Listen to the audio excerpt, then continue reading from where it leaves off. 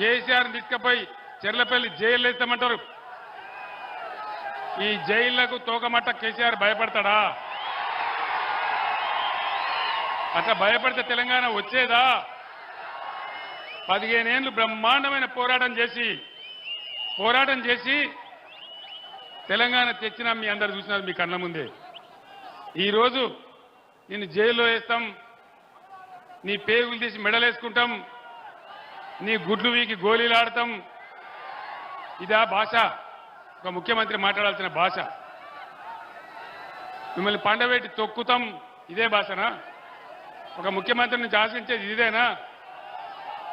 15 ఏళ్ళు పోరాటం చేసి తెలంగాణ సాధించిన వ్యక్తి, 10 ఏళ్ళు బ్రహ్మాండంగా తెలంగాణ ప్రజలను కులము మతము వర్గమనే భేదం లేకుండా అన్ని వర్గాల ప్రజలను బ్రహ్మాండంగా చేసినటువంటి వ్యక్తిని పట్టుకొని నీ గుడ్లు బీక్తా, నీ పేగులు బీక్తా,